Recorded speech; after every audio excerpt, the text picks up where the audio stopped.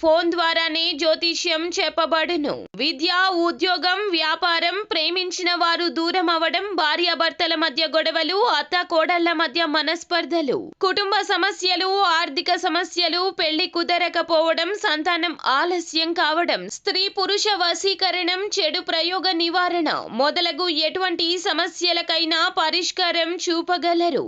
స్త్రీ పురుషులకు ఎటువంటి సమస్యలు ఉన్నా నమ్మకంతో కాల్ చేయండి. Phone number 9866643482.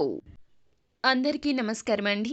మేషరాశి వారి జాతకులు, ఈ హోలీ పౌర్ణమి తిథిలోపుగా భారీ ప్రమాదం మీకు ప్రాణాలు కోల్పోయే పరిస్థితి ఏర్పడబోతోంది.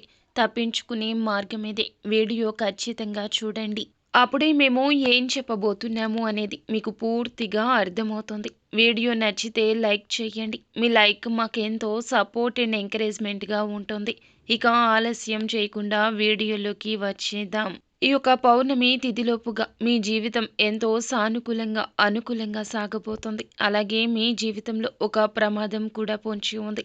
అసలు వీళ్ళ జీవితం అనేది బాగుంది కదా, మరి ప్రమాదం అంటున్నారు ఏమిటి అనే ప్రశ్న మీకు వస్తూ ఉంటుంది. అయితే ఇంతకు అదేంటంటే గనక, ఈ రాశి వ్యక్తులకు గత కొంతకాలంగా ఉన్నటువంటి అప్పుల బాధల నుంచి, దీంతో పాటుగా ఆర్థికపర ఇబ్బందుల నుంచి, బ్యాంకు రుణాలు కానీ ఇలా బ్యాంకు లోన్లు తీర్చలేకపోవడం, అలాగే ఏమైనా ఫైనాన్స్ ఆఫీస్లో కట్టాల్సినటువంటి డబ్బులు మీరు కట్టలేకపోవడం, ఇలా అనేక రకాల సమస్యలతో, అదేవిధంగా ఇబ్బందులతో మీరైతే సతమతం అవుతూ వచ్చారు.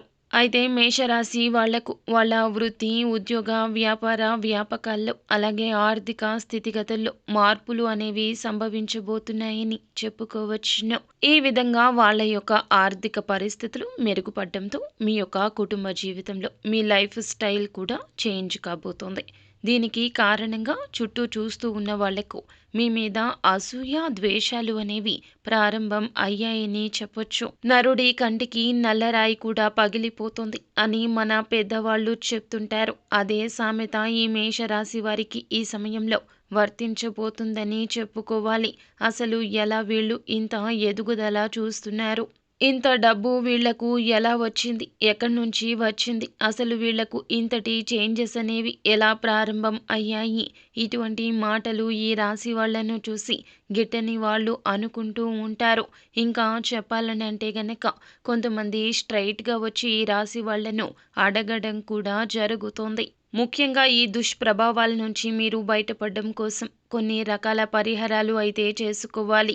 ఈ యొక్క నరదృష్టి వల్ల, దిష్టి దోషాల వల్ల అసలు వీళ్ళకి ఏం జరుగుతుందంటే, ఎంతో పెద్ద భారీ ప్రమాదం అనేది ఈ పౌర్ణమి లోపుగా పొంచి ఉందని చెప్పుకోవాలి. ప్రాణాలు పోయేటటువంటి స్థితి కూడా కలగొచ్చు. ఆ విధంగా వీళ్ళ యొక్క దిష్టి ప్రభావం అనేది ఇంతలా ప్రభావితం కాబోతోంది. వీరి జీవితంలో ఈ పౌర్ణమి లోపుగా అంతలా ప్రభావితం కాబోతుందని చెప్పుకోవచ్చును. అయితే ఎదుగుతున్న కొద్దీ కూడా లైఫ్ స్టైల్ని చేంజ్ చేసుకోకండి. ఎందుకంటే కుటుంబంలో ఆదాయాన్ని సమకూర్చేది, అలాగే మీ కుటుంబాన్ని ముందుకు నడిపించేది మీరే కాబట్టి, అంటే కుటుంబ యజమాని మీరే కాబట్టి మీ మీద ఎవరి దిష్టి అనేది లేకుండా చూసుకోండి. అప్పుడే మీ కుటుంబం అనేది సంతోషంగా, ఆనందంగా సాగిపోతుంది. అలా కాదనంటే గనక అనవసరంగా కుటుంబంలో అనేక రకాల గొడవలు తలెత్తే పరిస్థితులు కూడా కనిపిస్తున్నాయి. పెద్దవాళ్ళు అయినా చిన్నవాళ్ళకైనా దిష్టి, ఏడుపు అనేది తప్పకుండా తగులుతుంది. ఈ విధంగా దిష్టి తగలడం వల్ల, ఇంటికి వచ్చాక ఆ దిష్టి ప్రభావం వల్ల నెగిటివ్ ఎనర్జీ మిమ్మల్ని చిరాకుకు, ఇరిటేషన్స్కు గురి చేస్తూ ఉంటుంది. కాబట్టి ఈ రాశి వాళ్ళు వాటి నుండి బయటపడాలి అన్నా, ఈ ఇబ్బందుల నుంచి బయటపడి మానసిక ప్రశాంతత పొందుకోవాలన్నా చెప్పుడు మాటలు ఆలకించడం పక్కన పెట్టండి. అలాగే ప్రయాణాలు చేసేటప్పుడు కూడా ప్రమాదం జరిగే సూచనలు కనిపిస్తున్నాయి.